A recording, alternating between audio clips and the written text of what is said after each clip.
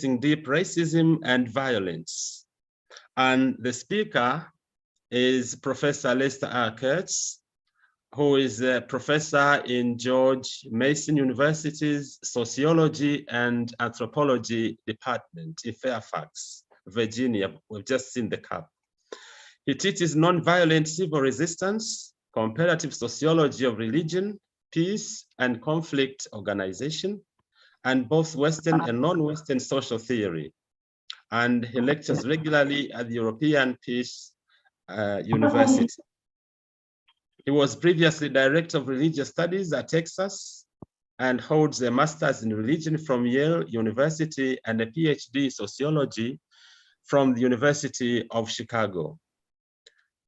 He is the editor of a 4-volume Encyclopedia of Violence, Peace and Conflict, and The Warrior and the Pacifist, Competing Themes in Buddhism, Judaism, Christianity, and Islam.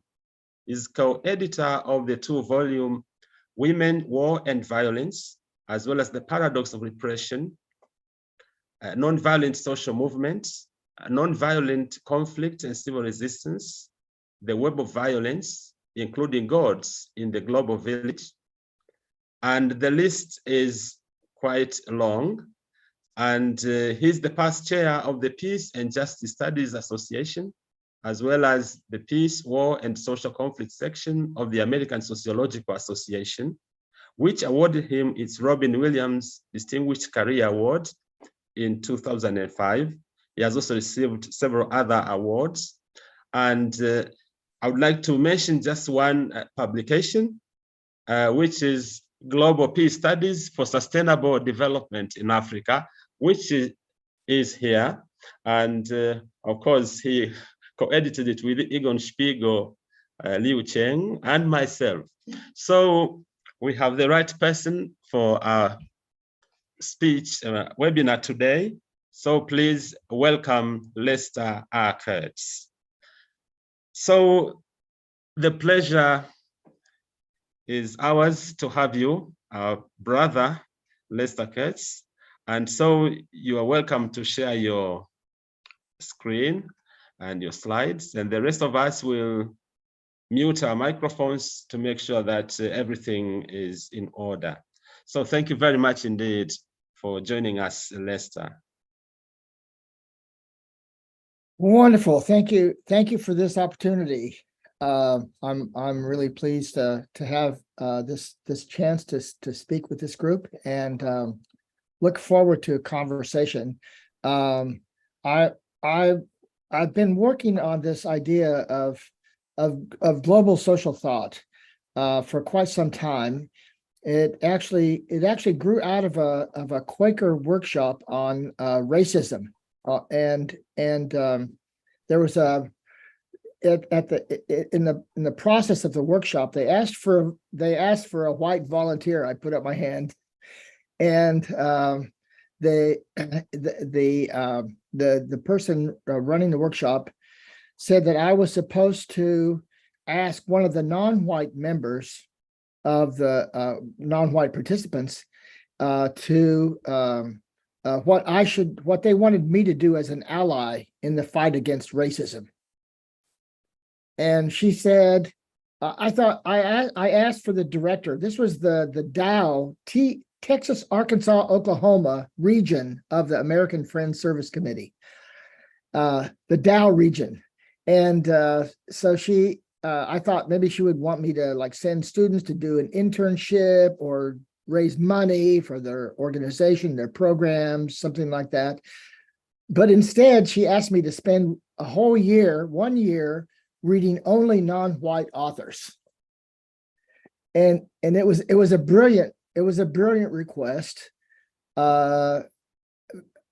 essentially impossible for me to do, because of course most of the authors in my courses are white, right? I mean, that's the way it's been working for the past 400 years, maybe longer. But so I worked a compromise. I said, let me design a course on non-Western social theory. And So I did that. I started teaching it at University of Texas in the mid 1990s. I'm not sure the exact date, but it was sometime in the mid 1990s. And then I taught it at University of Chicago and Northwestern, and then I brought it here to George Mason. George Mason, when I wanted to teach it here, they asked me to change the name from non-Western to global social thought. And at first I kind of resisted, but then I thought, well, maybe it's more accurate, actually, because for two reasons. First of all, I'm steeped in Western thought, right? I grew up academically at University of Chicago with the great books of the Western world. And the narrative, which has caught on, right? The narrative is that we have these great books. There are 54 volumes. Actually, I have a picture I'll show you later. We have these 54 volumes of the great books of the Western world. And in the introduction, it says, no other civilization has this kind of wisdom.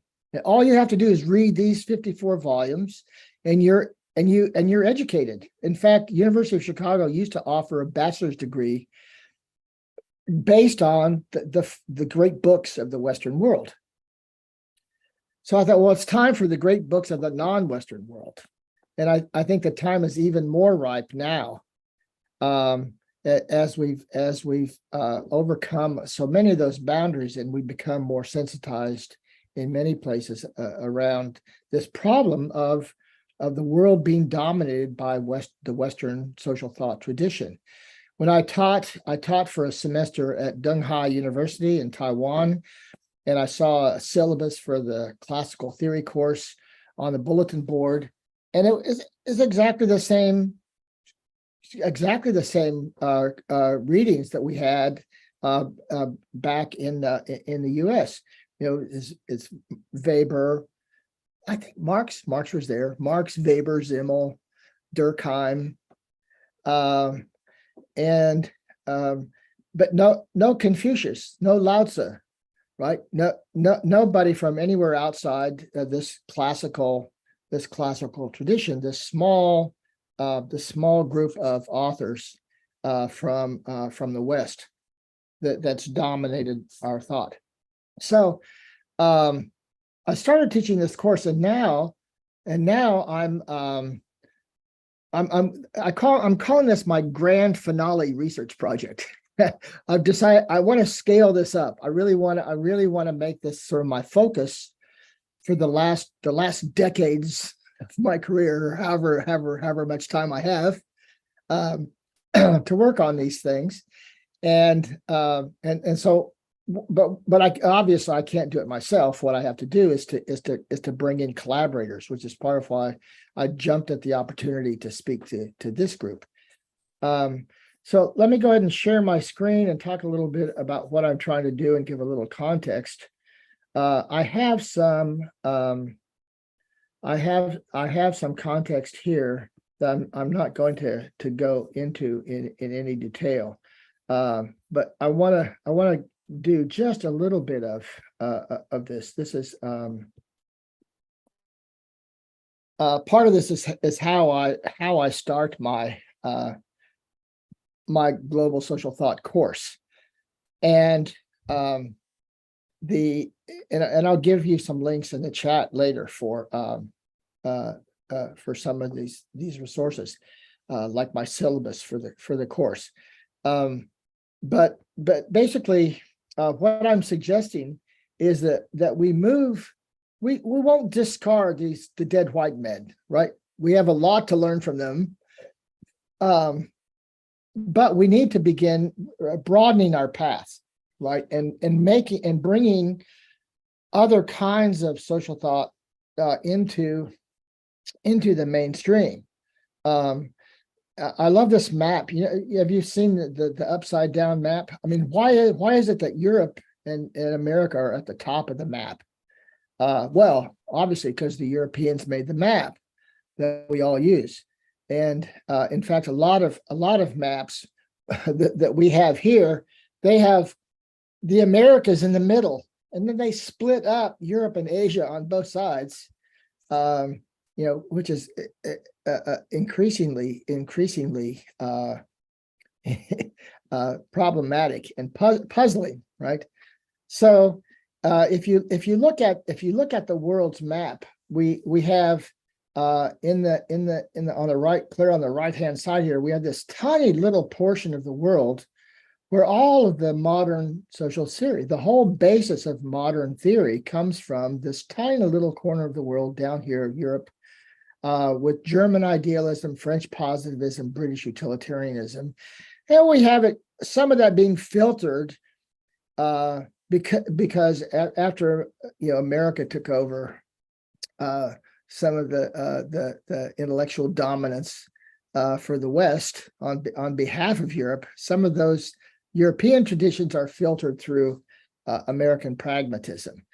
But we want to begin, I think, changing the emphasis on or the monopoly, changing the monopoly. These are the great books of the Western world, and we need to develop the great books of the non-Western world. So I'd like to back up a little bit, and start with what I see as a really, this is almost back to Western theory. In Greek drama, there's this beautiful concept of the tragic flaw. The tragic flaw is a virtue carried to an extreme.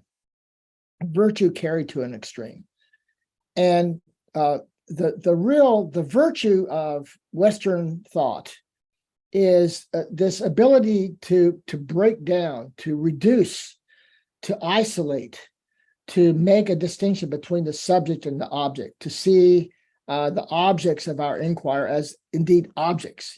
We're objective, right? We're oriented toward the object as something outside of ourselves, and this is a great virtue. This is what brought us science and all these wonderful. It's why we're sheltered from the weather to some extent, although we're finding there are real limits to that. So modern experimental science is based on this concept, and the father of the Enlightenment, Immanuel Kant, says that we need to force nature to answer our questions. We have to force nature to answer our questions like a judge compelling a witness, not like a student in the classroom who accepts whatever the professor says. And this leads to the experimental method, which we're all familiar with, and its application in modern technology and modern science. Now, that's a great virtue, and we've learned a lot from it, and we've gained a lot from it. But you take that virtue, carry it to an extreme, and we have this radical distinction between, we think of ourselves as somehow different from the rest of the world, and we think of and we think of ourselves as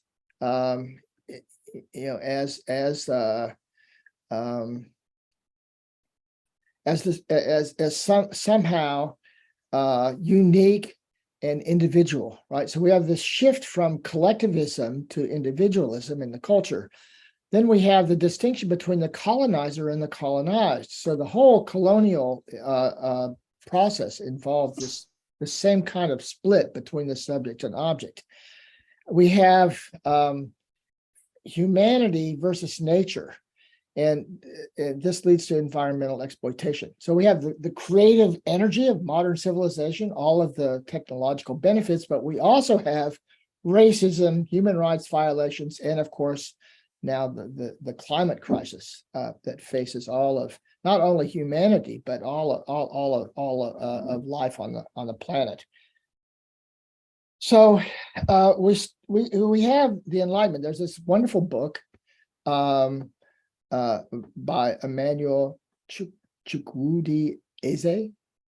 Pardon me if I've mispronounced his name. But he has this book called Race and the Enlightenment that has a collection of readings, and the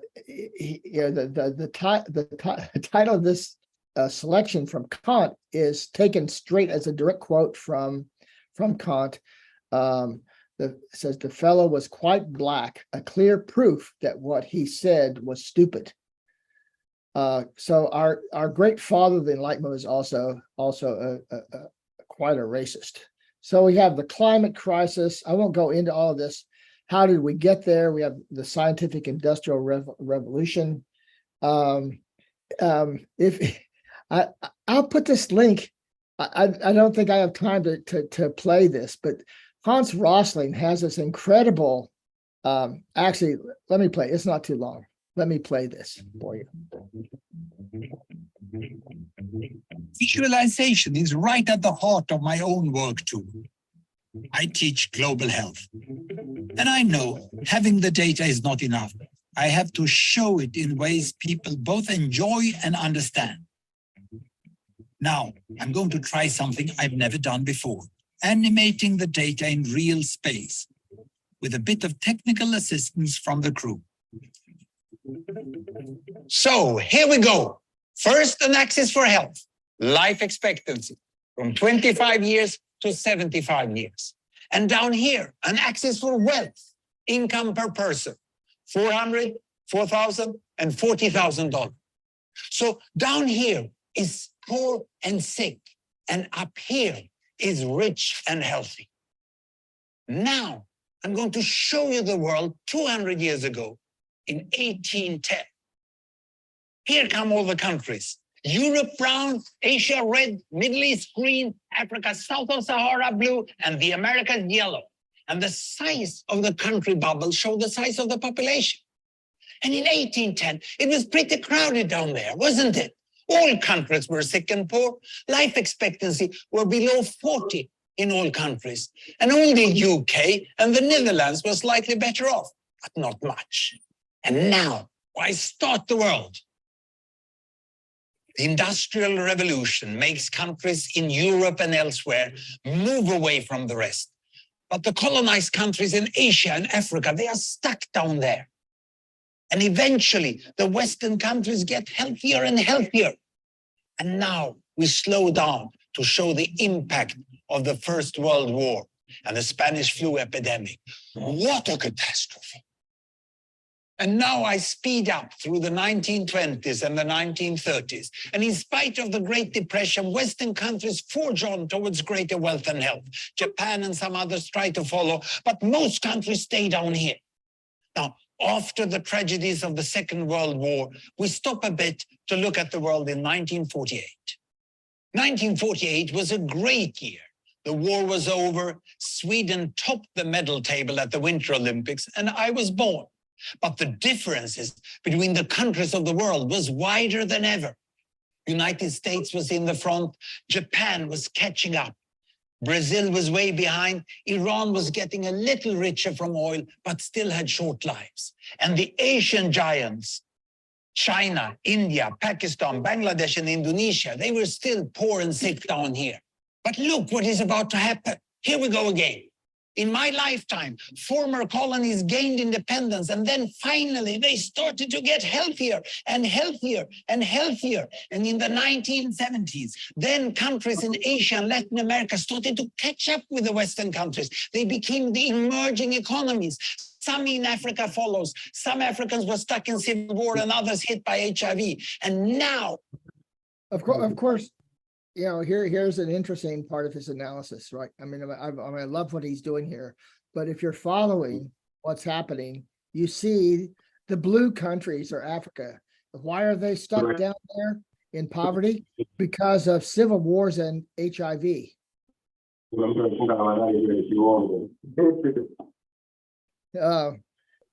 Interesting analysis, right? I mean, this is the typical way of explaining it. It has nothing to do with the fact that Europe and the West robbed Africa of its resources and cheap labor, and used it as a market for dumping cheap materials. At any rate, that's another story. Let me continue. We can see the world today in the most up-to-date statistics. Most people today live in the middle. But there are huge differences at the same time between the best of countries and the worst of countries. And there are also huge inequalities within countries. These bubbles show country averages, but I can split them. Take China, I can split it into provinces. There goes Shanghai. It has the same wealth and health as Italy today. And there is the poor inland province Guizhou. It is like Pakistan. And if I split it further, the rural parts are like Ghana in Africa. And yet, despite the enormous disparities today, we have seen 200 years of remarkable progress. That huge historical gap between the West and the rest is now closing. We have become an entirely new converging world. And I see a clear trend into the future. With aid, trade, green technology, and peace, it's fully possible that everyone can make it to the healthy, wealthy corner. Well, what you have seen in the last few minutes is a story of 200 countries shown over 200 years and beyond. It involved plotting of 120,000 numbers. Pretty neat, huh? Okay, so pretty neat, huh? I agree. But this is to set the context. This is the sort of bottom line. Then we add to that colonialism, especially European, with its racist justifications, the centralization of wealth, resource extraction, and the colonization of knowledge. This domination of this incredibly powerful modern scientific technological paradigm for how we find knowledge. Then we have the post-World War II global economy, and we don't need to go into all of that. Let me mention one more thing, because actually this is related to the production of knowledge. There's a reason why America and Europe have dominated our knowledge paradigms, and it's not just because, I mean, it's partly because of its usefulness, right, and the technological revolution and all that it's done to create these wonders, but it's also because this is where the resources are. So the scholars in Europe and America, and the knowledge production, the means of production, right? The means of production of knowledge are vastly controlled by Western interests. There's this incredible thing from a group of Swiss scholars where they did a network analysis of the ownership of corporate control. And without going into all the details, the bottom line is that out of the tens of thousands of large multinational, transnational corporations, there are only 737 of them can accumulate 80% of the control over the value of all transnational corporations. I mean, there's this incredible concentration of wealth that's taken place. And then at the core of the core, you see this little network here of mostly Western, in fact, mostly American financial corporations. And so the resources, for example, I would love to find somebody to give me money to publish the great books of the non-Western world. But who's going to do that, right? Who's going to do it? So we have this sort of cumulative discrimination that it sets off the trajectory of inequality, both individually and globally. So we have the top 10 wealthiest people in the world, and it's racialized and gendered. So let me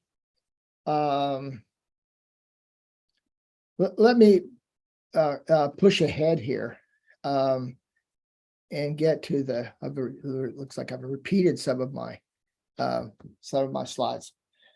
Anyway, so we need to decolonize knowledge. So this this is the virtue of modern Western scientific knowledge, and the intellectual stream coming from the the Enlightenment and these sort of giants of modern thought are really quite extraordinary.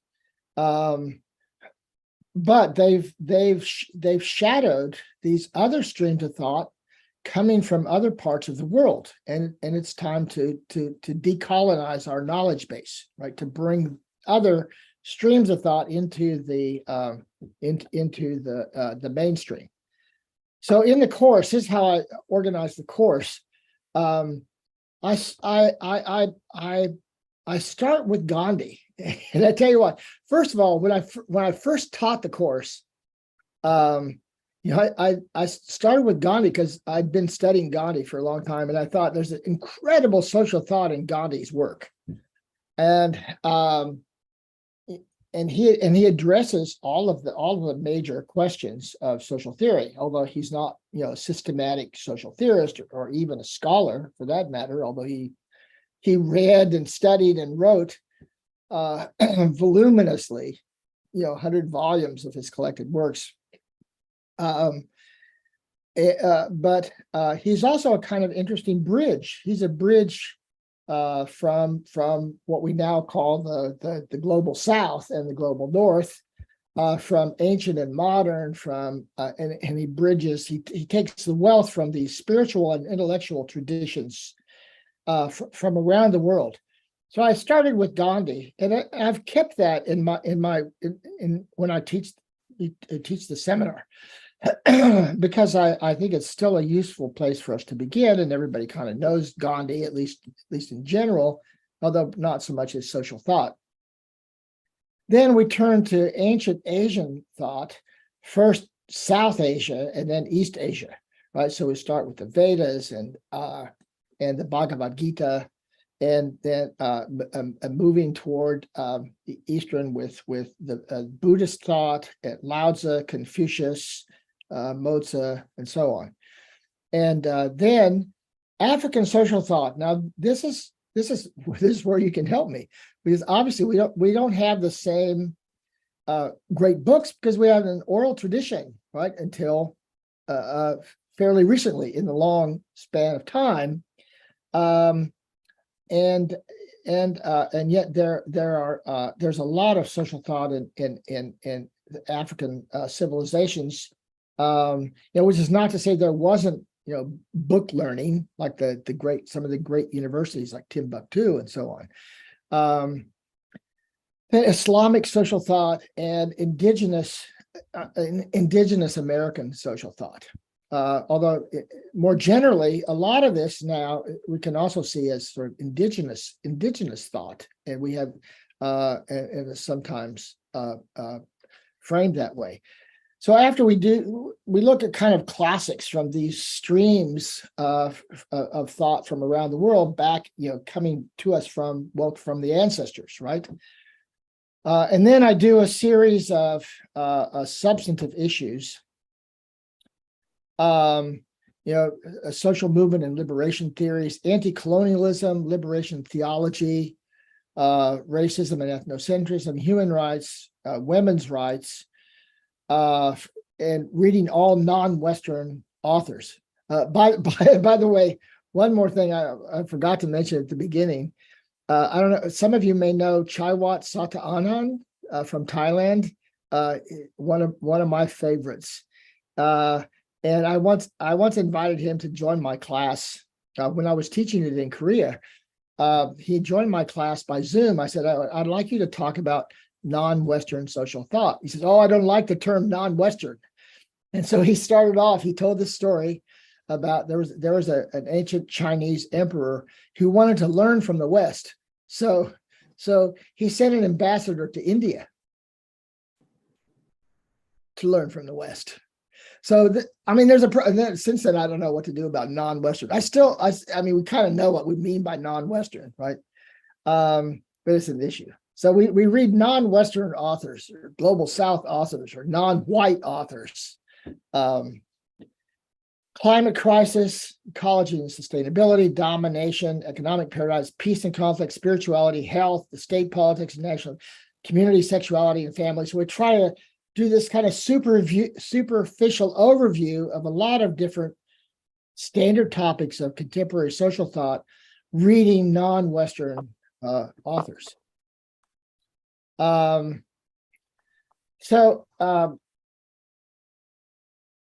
Well, let me go ahead and mention this. I want to move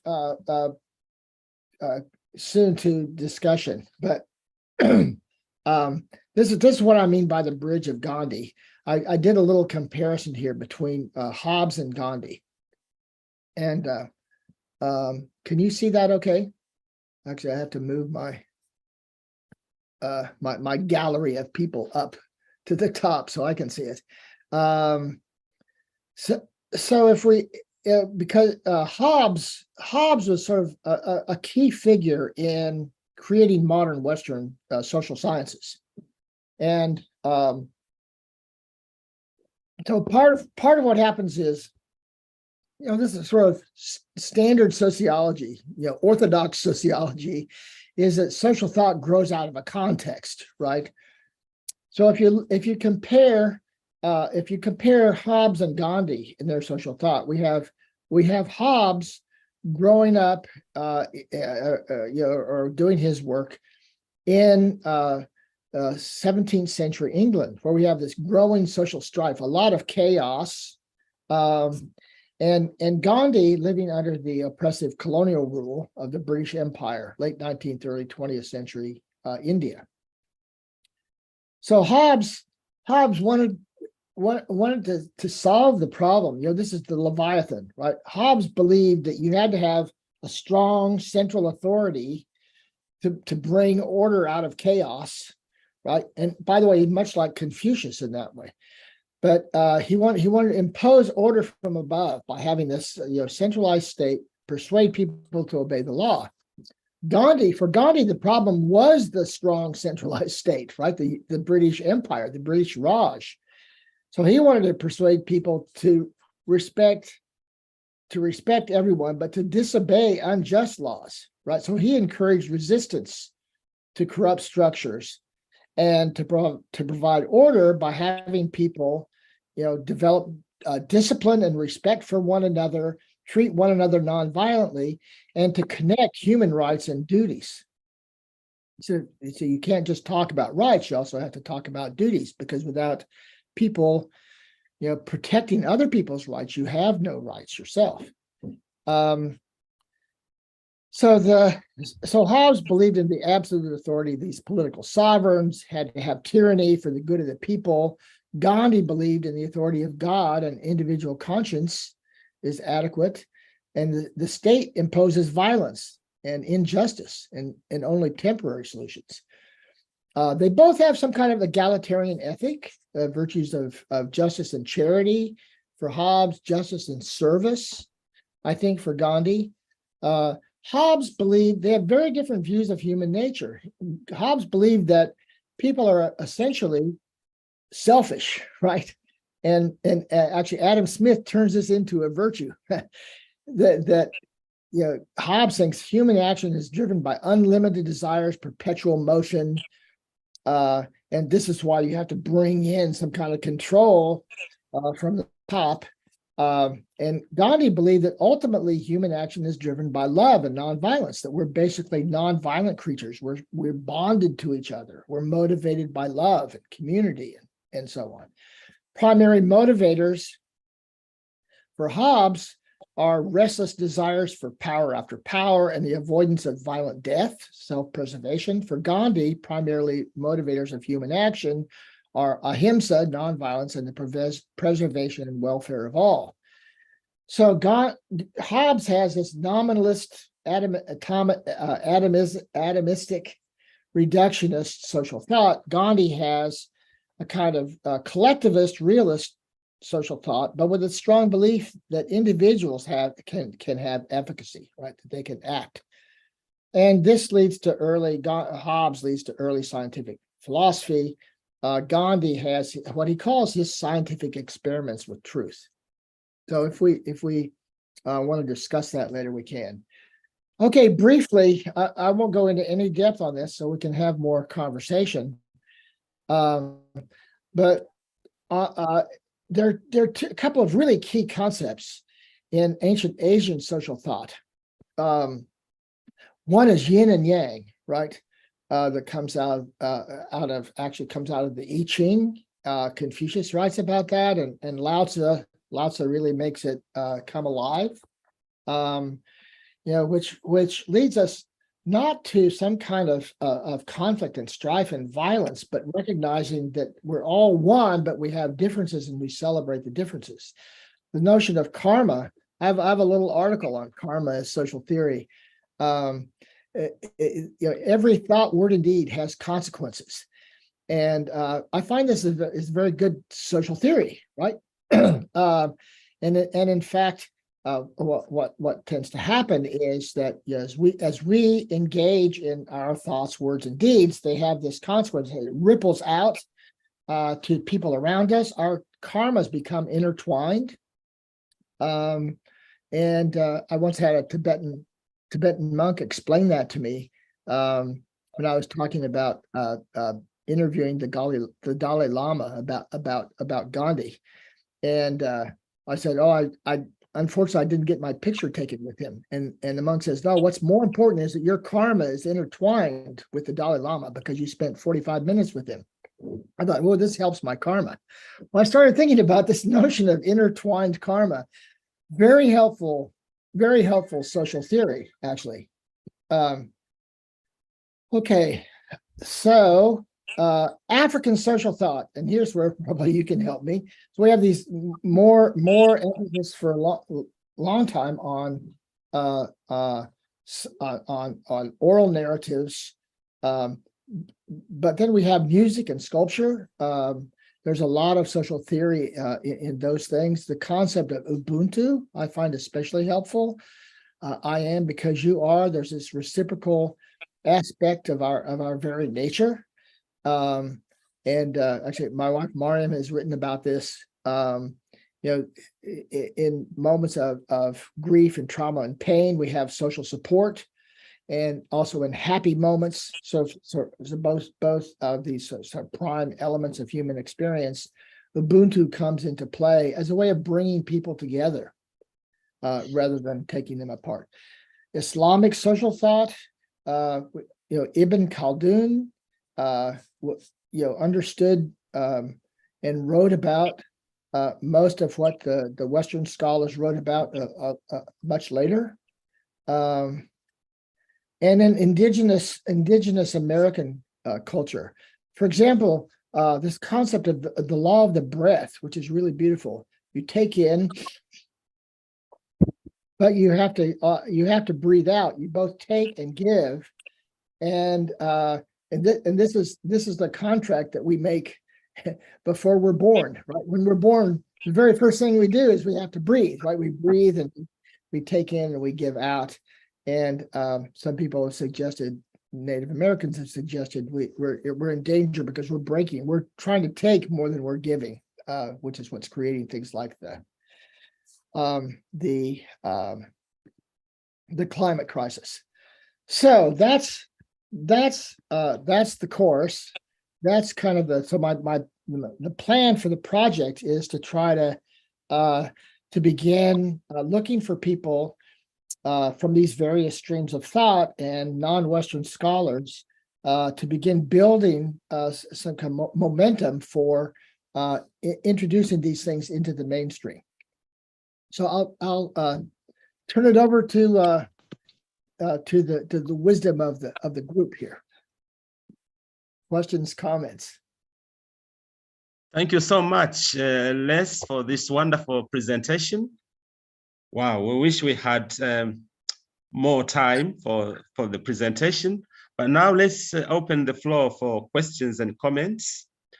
Please, if you have a question, just raise your hand, or you can also put it in chat and we read it out for you.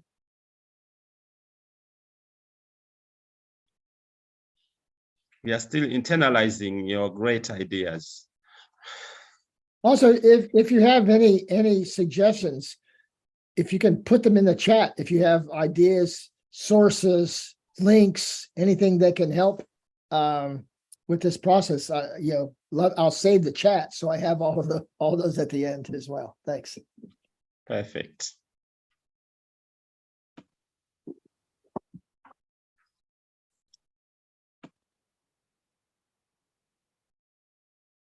But I have this wonderful former student, Samia Iyer, who she was going to try to join us. I don't think she's been able to make it, but she was trying to help me with South Asian sources.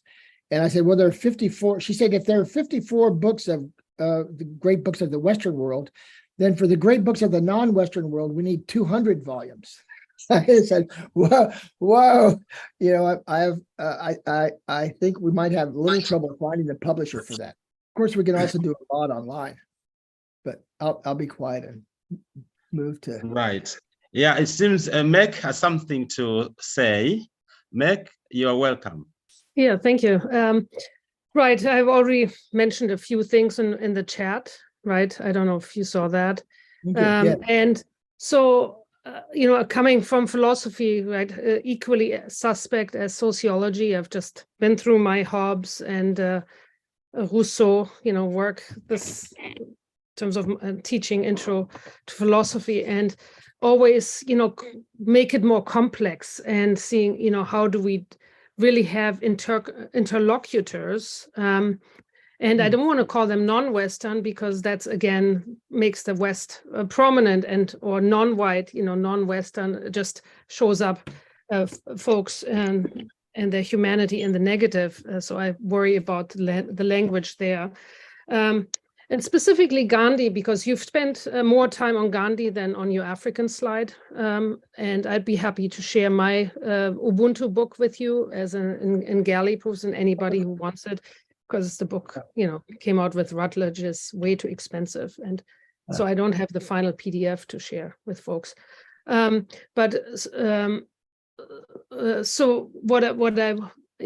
and Donna just mentioned Kai Kresse, folks who are with Polylog. I would love for your syllabus to be more, like a South-South conversation, right? And it's tricky because so much of our academic language is around, social contract and, such, and Kant, of course. But even, in terms of one South-South moment, clearly with Gandhi, right? So many of us are wondering about that Mahatma status, frankly, including Roy herself, who is in your lineup, Arundhati Roy, I noticed, right? Thank you. And she said in India, it's like the Gandhi University must go. We must stop this iconography. Gandhi, very complex. And, one could say, as it has been done with Kant, bifurcating the racism, specifically the anti-Black racism, which is for this audience really important to focus on that. Yeah. So I'm going to just push back against an adulation of Gandhi. And you can also, South Africa, later Gandhi still uses the K word to describe Africans. It's I'm personally, as a German, I excise Heidegger from my work, and I do the same with Gandhi now. Yeah, I can't get around Kant and Hobbes, so I just mount massive critiques on those folks, right? But Roy, just to look at the Gandhi-Ambedkar conversation, why not focus on Ambedkar and looking at the Dalit in a really nuanced way, and the way Gandhi launched his own hunger strike from prison to get his way, and the Dalit basically caving in because they didn't want beloved Gandhi dying in jail, right? So the violence of nonviolence, the violence of fasting used as a manipulative toy, I mean, that makes for a great classroom conversation too, by the way, yeah.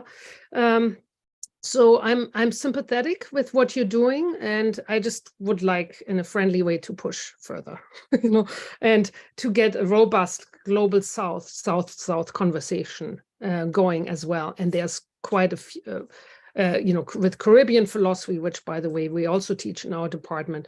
There's a whole more, flow that way to displace the stranglehold of Europe. Thank you.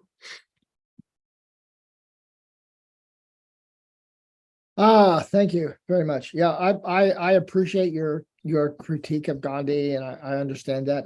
I'm still looking for the perfect social theorist, and I think I'll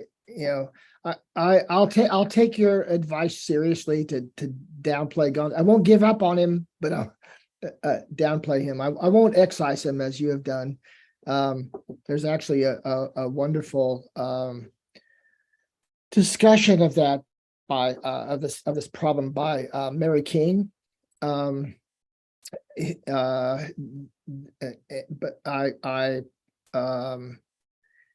think Gandhi recognized some, but not all of his mistakes along the way as he matured and became more universalistic.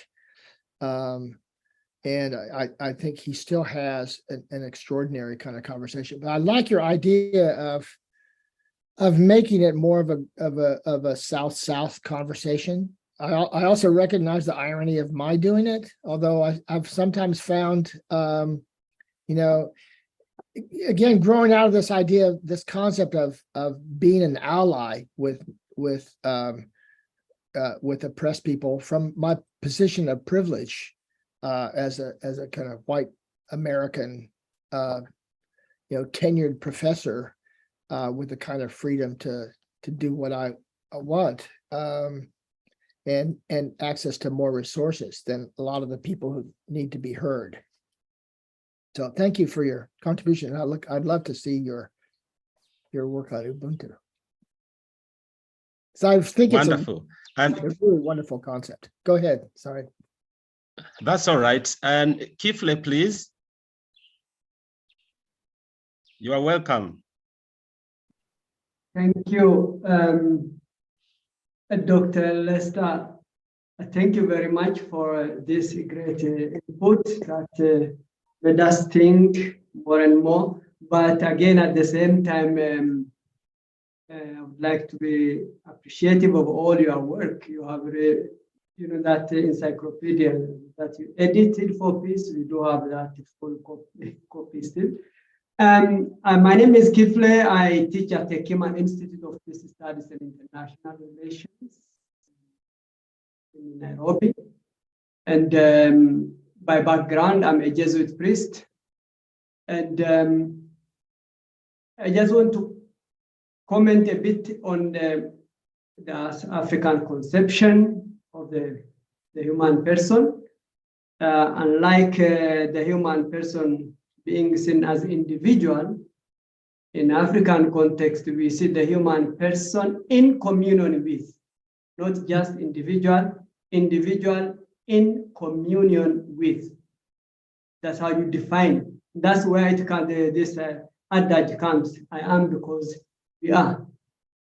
And now that we is not just limited, at least going back to my own tradition. I'm from Ethiopia by origin, and from a particular group. And we does not just belong to the human persons, the spiritual world, God, and also natural world, nature. So these three are the triangle. When you harm one, there's a conflict.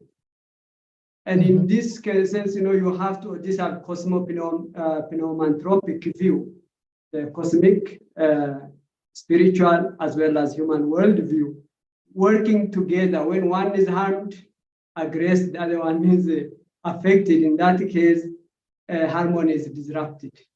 And harmony is holistic, not just one, between me and you alone. It affects. That's why we have a ritual. When there's a conflict, to reconcile, you have a ritual everywhere. So that it brings that holistic reconciliation. And now this world, of course, can go closer, probably what we call ideal politic approach, if that works much by just by small association. And the other world now, which dominates in politics outside, and again, you brought the power and those things, which is real politics. So long, still relevant, and so long as it is there, and we do have it also in Africa anyway, at this moment, since we are part of a globalized world. And how are we going to address even those issues of the very issues of racism that is there, those ideological issues? Thank you. Thank you very much. Yeah, that's George, is it okay if I go ahead and respond to, yeah, this is really helpful. I actually, that theme of sort of communal identity rather than individual identity is a pretty common theme across the what do we call it? Non-Western global South, indigenous traditions of knowledge. And this is, I think this is one of the key differences between Western and indigenous knowledge paradigms. So that's really helpful. I wish I see Donna Pito says if her husband were here, he could speak. I have the same problem in the back of my head when I talk about these things is always my wife, Mariam, from Tanzania, who's unfortunately at work, can't join us. But the this whole process of she taught a course at Mason and at Georgetown on global responses to conflict. And this is the emphasis on sort of restoring harmony and community rather than the Western judicial approach of trying to find out who's guilty and punishing them. That you want this sort of restorative, now we call it restorative justice, right? Which is implicit in a lot of indigenous thought, I think, around the world. Yeah, thank you so much, Les. Excuse me. There is a question in chat. Is there such a thing as collective karma, or is it an individual concept? It's from iPhone. Oh yeah. Well, I had always kind of thought of it as an individual thing that until this Tibetan monk, corrected me that it's. And the more I thought about it, the more I thought it's not just individual, but our karmas really are intertwined. And this is why the concept is good sociology, because we are in the process of constructing our world as we interact with others, and it's a collective process. And so it's not just our thoughts, words, and deeds that have consequences, but the consequences of the thoughts, words, and deeds of all of the people, not only that we have face-to-face interaction with, but now we're increasingly connected globally in very real ways, in part by, well, things like this, right? Like the internet and the sort of global karmic connection, intertwining of networks and so on, social as well as electronic.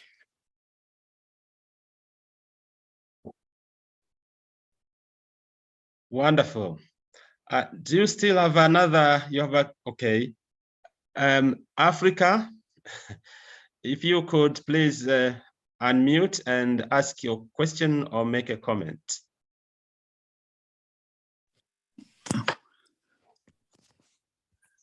Have I come through now? Sorry. Yes. Okay, there we go. Look. Look, I'd just like a couple of reflections. One is in relation to the notion of dialogue, what we can learn from each other, and the context in which those sorts of conversations occur. Lester pointed out some of the inequalities in the world and how that actually tends to frame things. And by way of illustration, he talked a little bit about Thomas Hobbes, contrasting that with Gandhi's views.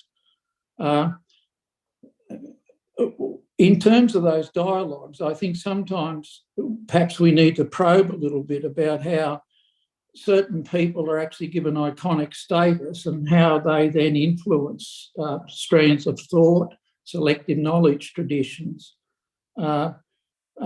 If we look, for example, at Thomas Hobbes and sort of kindred spirits like Machiavelli, we can actually see perhaps the imprint of their ways of looking at the world, their ways of framing the world, right down to the present, and informing in many ways contemporary disciplinary traditions around, say, political science, international relations, and security studies, including worldviews around the nature of human nature. Human beings are basically nasty. The world is brutish. We're out to get each other. There's a kind of us versus them selfish sort of worldview that sort of underpins that, contrasted with some other views that Lester was talking about in terms of, say, Taoism or Buddhism, or within, say, Chinese tradition, people like Mo Tzu, who spoke about the importance of universal love as underpinning of human relationships. So that's the first question I'd like to raise around the ways in which we kind of take on board certain perspectives, and sometimes we're unconscious of those sorts of biases. The second thing, and I think it relates a little bit to that, is the ways in which we actually look at the world through particular lenses, the vocabulary we use to define relationships. And one of those key words is obviously civilization. The word civilization, as kind of accepted usage, only really came into use in the English language in the 19th century. We tend to sort of say, well, it's been around forever, but it came into vogue very much in the 19th century. And in terms of that usage then, there was a tendency to frame certain groups of people as being uncivilized or barbaric. And that also fitted in, again, with, sort of Western ways of looking at things, framing things around colonialism and social Darwinist thought. So you had a sort of hierarchy of people, and those that were more civilized and those that weren't civilized. The question I raise is because, again, in terms of some of the framings and tensions that Lester's talking about is, how we actually value certain traditions, whether it's Western, Asian, whether it's African, and also Indigenous. Question I raise is, if we're going to use the word civilization, let's perhaps try and actually debunk some of the assumptions that underpin hierarchies. For example, in the case of Indigenous Australian peoples, First Nation peoples, we're talking about culture and history of some 60,000 years. Now, why is that not deemed to be a civilization? Given the breadth and depth of cultural expression and ideas about song lines, relationship to the earth, and so on. In other words, how do we actually contest some of the hubris that's been associated with certain knowledge traditions, and how can we actually develop a greater sense of humility and openness to a variety of cultural traditions and so on around this thing called civilization. Thank you. Wow. Wonderful. Thank you. Thank you for that that contribution. Yeah, so it's sort of two things that you raised that are really important. First of all, this whole notion of iconic status is really interesting. In fact, I mean, we already have. I had this tendency to put Gandhi in that iconic status. I think it's different from how Indian politics put Gandhi in that status. But I understand the critique, and in fact, I mean, it is, Hobbes, Machiavelli, and in the social sciences, we have Marx, Weber, Durkheim, and in fact, one of the things, if you look at how resources shape these things. So my own discipline, sociology, the most at the beginning of the institutionalization of the field, it happened at the University of Chicago, and in part because Rockefeller gave a bunch of money to create the university, and they bought all of these major scholars. They bought them from Eastern universities, brought them to what was then, the unknown West, Chicago, and created this university. The first major sociology department was founded there. And the iconic figure for Chicago sociologists was Georg Simmel. And if you look at early sociology, there's almost no mention of Marx, Weber, Durkheim. Then Talcott Parsons from Harvard wrote this incredible book, The Structure of Social Action, 2-volume book, where he sort of explained Western social theory and how it was all solved by Weber and Durkheim. A little bit of Marx. And actually, when I was in grad school 100 years ago, I was on a panel responding to a lecture by Talcott Parsons at the University of Chicago, and he claims that he wrote a chapter on Simmel and then lost it and couldn't recover it. That's why Simmel didn't make it into his pantheon, right? Sort of gave those, Weber, Durkheim, and a little bit of Marx, but especially Weber and Durkheim, but especially Weber, right? Iconic status in sociological classical social theory. So it's kind of interesting to look at kind of how the power configurations and resources affect the dominance of certain kinds of ideas. And this is a really interesting idea I hadn't really thought of it, but how does somebody become an iconic theorist? Actually, I have Michelle Lamont, also at Harvard, so we have to listen, right? She wrote a thing about how to become a famous social theorist. She was talking about one of those French people. I can never remember which one. Anyway, so but also one of the other things that happens is that they get hijacked. The iconic figure get hijacked. Their thought gets hijacked. And I spent 3.5 years in Korea, and I saw this influence of Confucius on Korean culture. And it's the hierarchical Confucius that gets captured, right?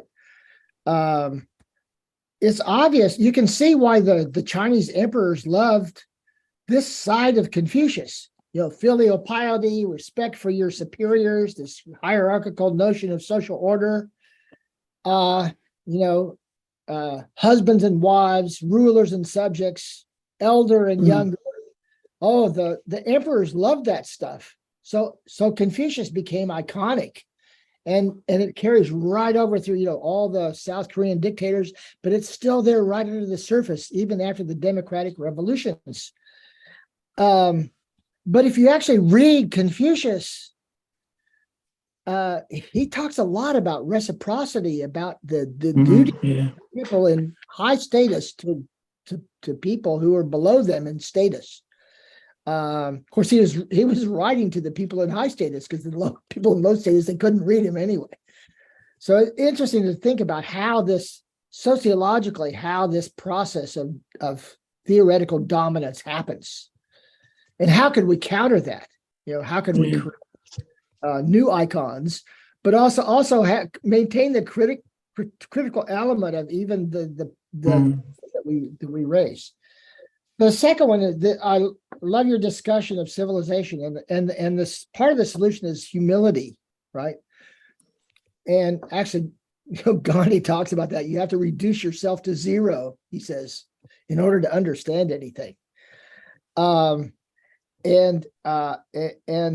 the you know, this notion of civilization that became it was such a powerful concept. It also shows the power of concepts of social thought, right? That this helped to explain, legitimize, and mobilize the colonial enterprises. This idea of civilization and reaching out to the uncivil. By the way, just a couple of weeks ago, for the first time in history, the Pope condemned the doctrine of discovery, which is really extraordinary. I mean, that's, you know, thank God for Pope Francis. And by the way, the Methodists refuted it about a decade ago. But that's my sort of little niche in the religious institutions. But I think is wonderful that the Pope actually recognized the insidious notion of the doctrine of discovery, which runs right up to the present. I mean, there's even some allusion to it when Putin declared, you know, the sovereignty over the Arctic sections of the Arctic as God given, you know, from Putin, at any rate. Okay, carry on. I've talked enough. Thank you so much. Thank you so much, Lester, for this wonderful conversation. And I can see that probably time has come to write more on the Africa social thought. Maybe this should be our next project, you know, compiling all these great ideas that you know, Africa has produced, because I think there is a lot, but maybe you just need to put them in some kind of encyclopedia. This could be your 5th encyclopedia or something like that. So yeah, thank you so much. And we need to discuss this later, because we actually also plan to have a conference in Tanzania, and definitely the ideas of Ubuntu, Ujamaa, of course, you know, Nyerere will also be in focus, but we'll discuss this later. And some more questions, please, or comments. Donna Pito says that Utu is also an oppressor word. I'd like to hear more about that.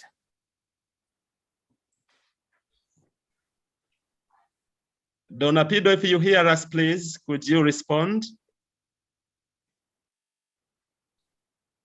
Muted. Oh, muted, right. We can't hear you.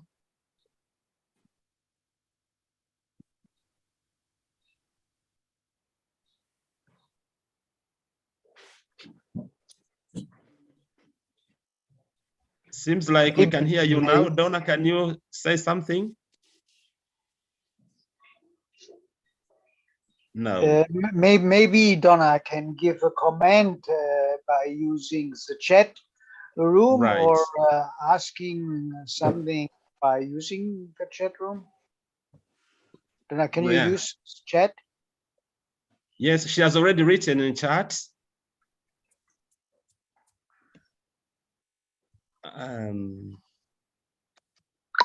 It's important. Mecca's comment in the chat is the First Nations who called on the Pope to renounce the doctrine.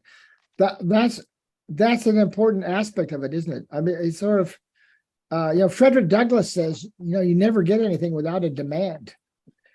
It was because of the movements, the rising up of indigenous people in Canada who said, "Oh, hey, wait a minute, here's what are you talking about?"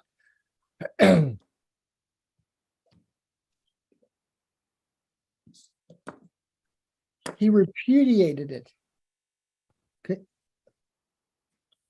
What is that? There's a legal difference. Can you say some more about that?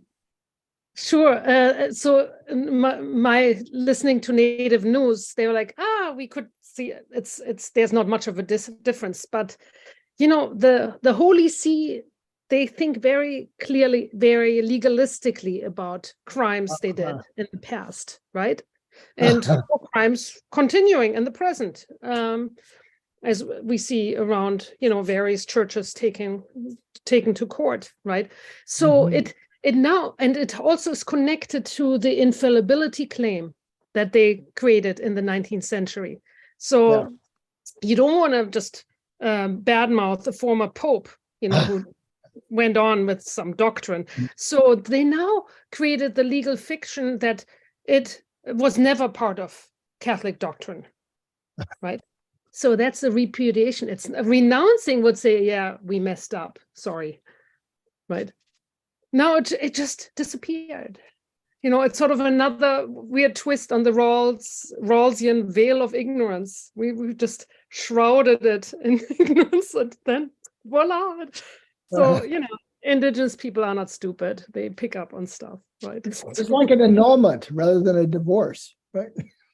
Right, yeah. There really never was a marriage, right? There really never was a doctrine of discovery. Yeah. Yes, so they're very clever at things like that. Yes. Yeah. This is also how that dominance works, right? The dominance of thought is that use of legality. This is one of the things Mariam ran into, looking at this whole issue of resource extraction and how it worked.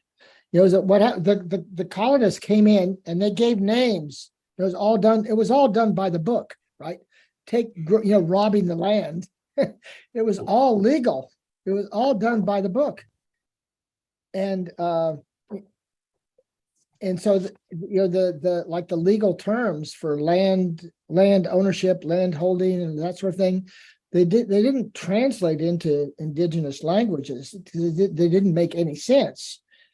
But there was this really clever manipulation, which is also how it works, right? The sort of this veneer of legitimacy, of authenticity, of credibility. Actually, the way I read from Donna Pido, I don't know whether you can speak, whether your voice can be heard, maybe not yet. Can you say something, Donna? Not yet, unfortunately not. Sorry about that. But the question actually, I think, needs some, the conceptualization of this idea, Ubuntu. I think needs some explanation, because sometimes we might be taking some ideas for granted. And so I think it's time that we try to, define them and explain them, at least, because as you can see that in our audience, there are some who are very, specialized, but some are learning. So some of these ideas might be new to them, or they take them for granted. If somebody could also assist, with this Ubuntu, what does it really mean? And the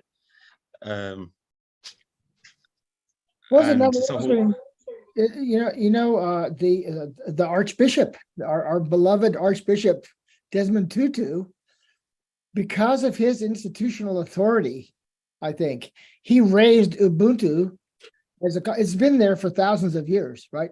And he raised it to iconic status. Also because of the anti-apartheid movement, which also gives it authority and authenticity, right? So there's a lot to think about it, sort of like how does a concept become iconic, shape our way of how we frame things. This whole framing process. There's a wonderful video by Beyonce, who they take over Beyonce and what's his name, Jay-Z. They take over the Louvre, right? And there's this photograph where they've moved Mona Lisa out of the frame and put Beyonce in it. Is a wonderful metaphor for how framing works, right? And this sort of, the Louvre is like talk about iconic symbol of white Western civilization.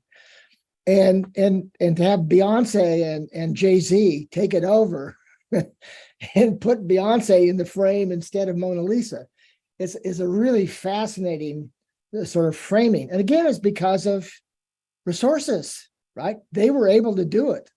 I mean, we're not going to take over the Louvre and do a music video there, put ourselves in Mona Lisa's frame.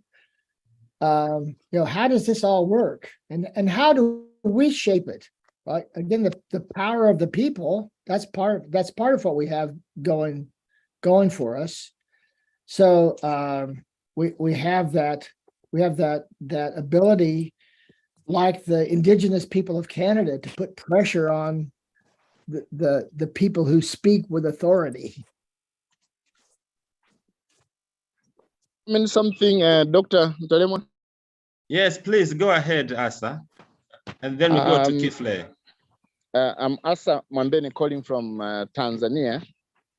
I just wanted to share some little knowledge about the word Ubuntu and how it is being conceptualized in various languages in Africa, and to the extent of giving a clear meaning to mean civilization. So in my own language, which is Kindali, from the southern highlands of Tanzania, and several other like 5-6 languages, the word Ubuntu is clearly the same, pronounced the same in my 4 other languages in my locality. So to mean like civilized, or to be civilized. So, and if you go to South Africa, the same, like 3 or 4 languages, they have the same term. In Zambia, Chichewa, Chinyamwanga, it is the same meaning. And if you go to Uganda as well, the Baganda, the same name is given. So it's a widely known concept to many languages in Africa.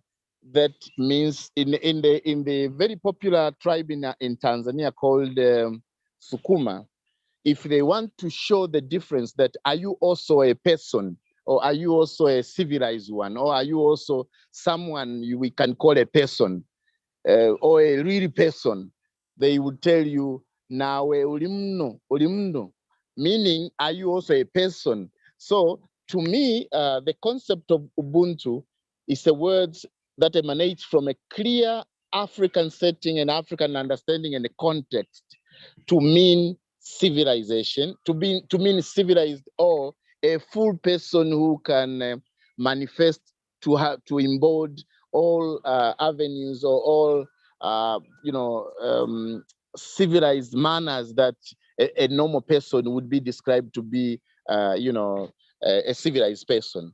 So that's my little understanding about the word Ubuntu. Yeah, thank you, Asa. And maybe Kifle would like to add something. Kifle, please.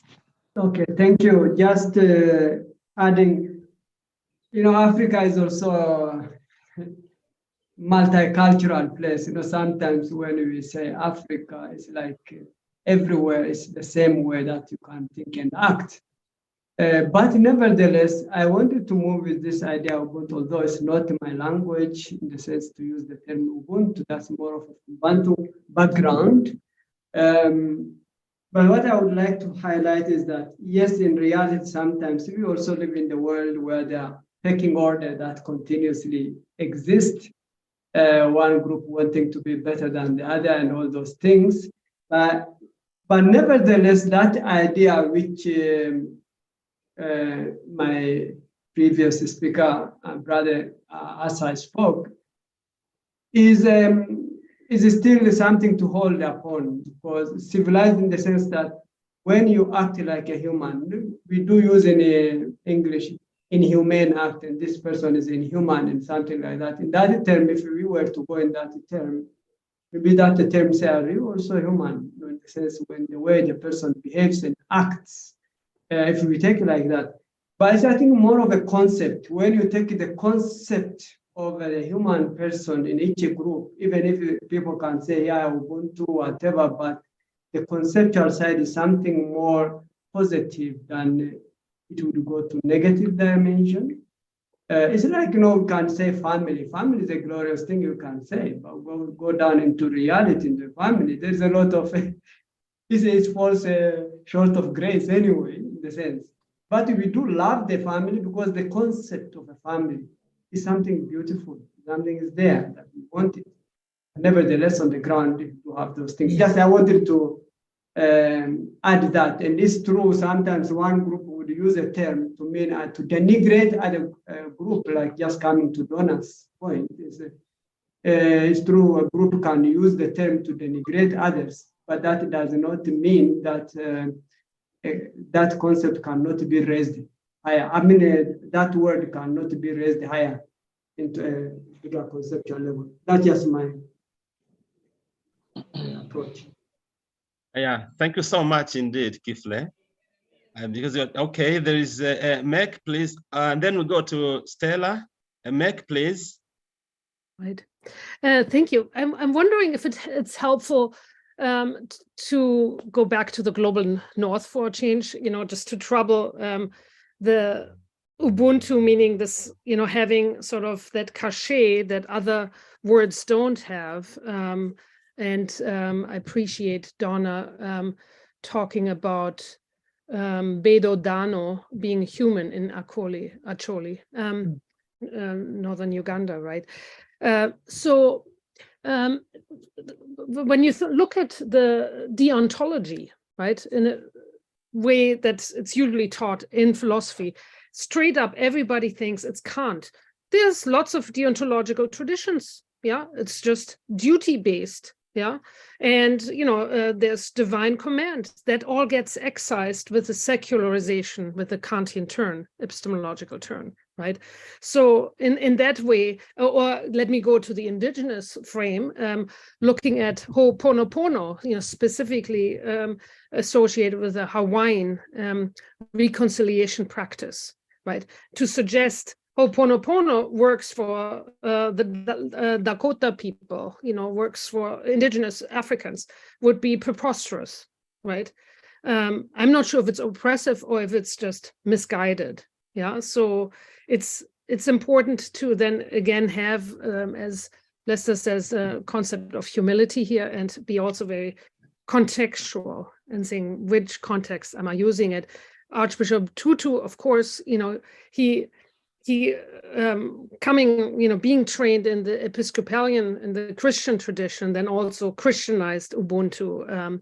And again, that could mean to make it more palatable, perhaps, for the Western audience, right? There's always the audience that we're looking at. Who am I speaking to and with, right? And donors, donor language is also important. And also, that's can be clearly oppressive as well, and its limitation. And on civilization, yeah, I would just highlight again the Nishitani work, anthropos and humanitas, two ways, Western ways to look at humans, right? And that should demolish the whole field of anthropology, just saying, right? But it's again, it's good to look at the world upside down, as you said, with that brilliant mapping, and we have to do just more of that. So thank you for your talk and this very fruitful conversation.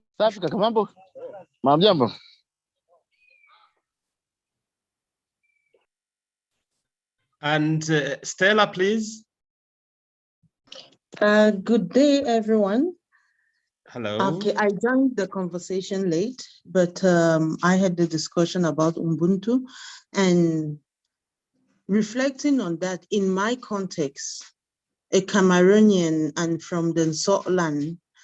So in my culture, Ubuntu actually means, or say it in my dialect, but explain it in my dialect. It is said in the we're, that is, I am because we are. That is the meaning of Ubuntu in my dialect. And looking at that in the context of how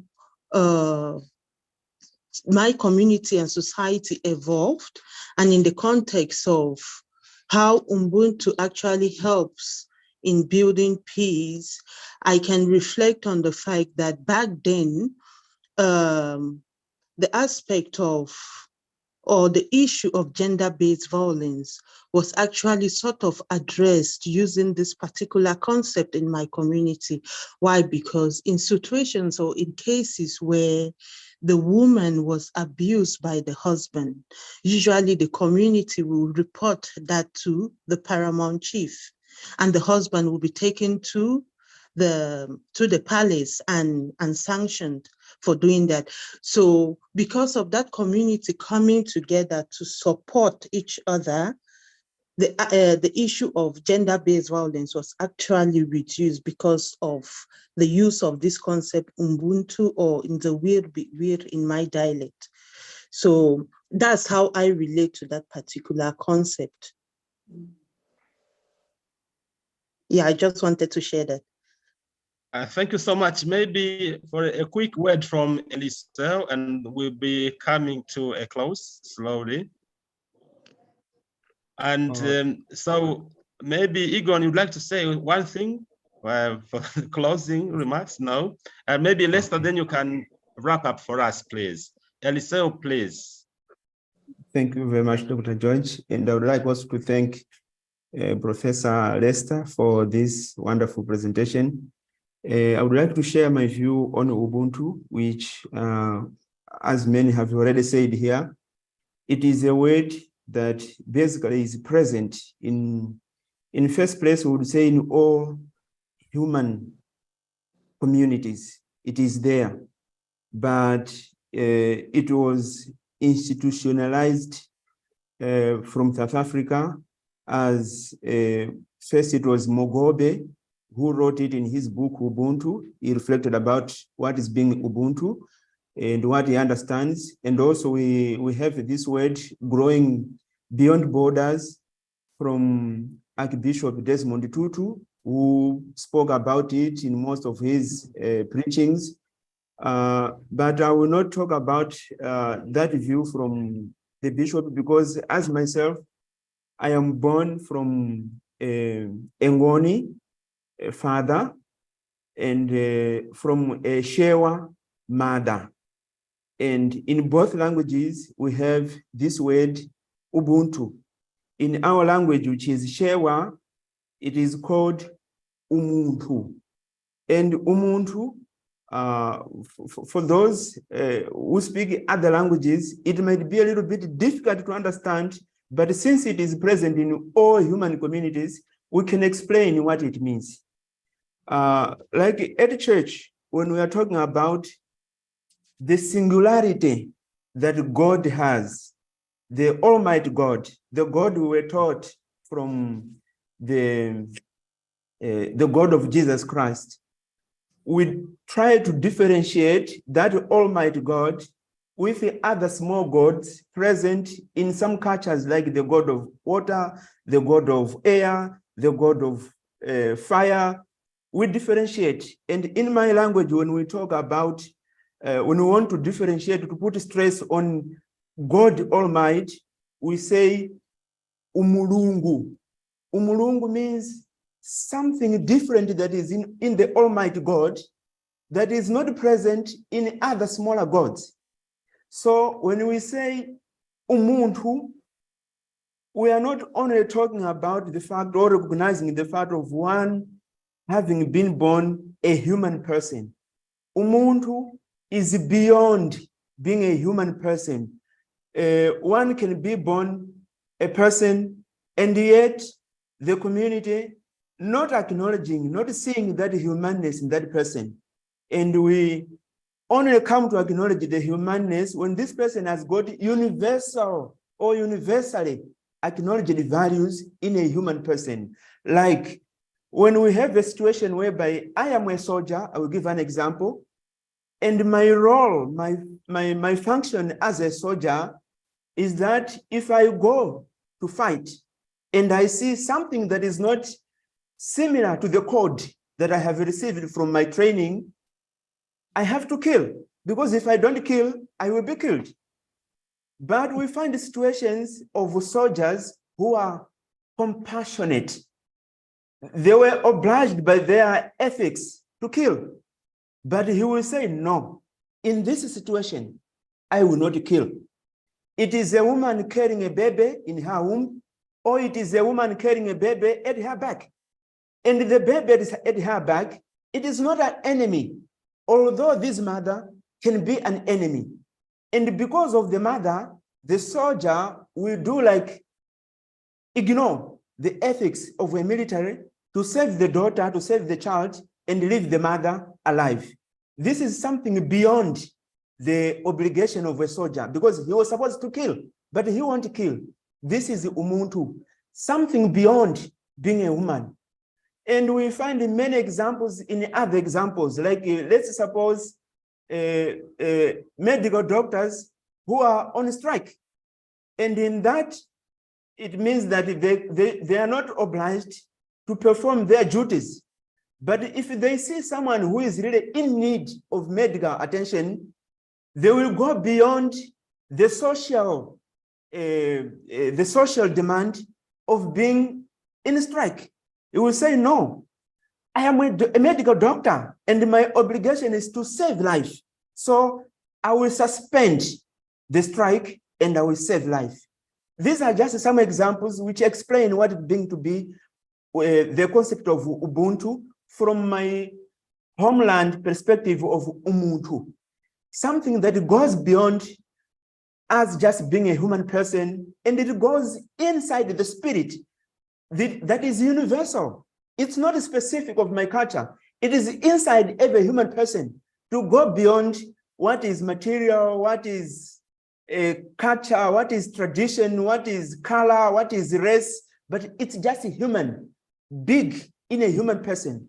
That is what we call Umuntu or Ubuntu. Thank you very much. I just wanted to share something like that. Thank you very much indeed, Eliseo. And Lester, please, maybe one last sentence or two. Oh, this has been such a privilege. Thank you so much. I've learned so much from you, and I wanted to close real with a really short story, because this whole issue, to sort of transcend all of these ambiguities. Even we try to find the right thing, like Ubuntu, and then we discover when we go beneath the surface, it's like my university, George Mason, is named after this great champion of human rights and slave owner. And so we've been struggling with that ambiguity of our tradition. I once met, you may have seen the poster at the above my head here, I got invited to a meeting of the Martin Luther King Federal Holiday Commission. And afterwards, I was introduced to Coretta Scott King, and I was involved in a peace movement organization. And I asked her if she would do something for our organization. She said, "Oh, I'd love to. I've always been involved in the peace movement." And I tried to get Martin more involved. In fact, then she took hold of my arm. She said, "In fact, that's why they realized they had to get rid of him, because if the peace movement and the civil rights movement ever got together, there would be no stopping us." Thank you very much indeed, Lester, for this wonderful presentation.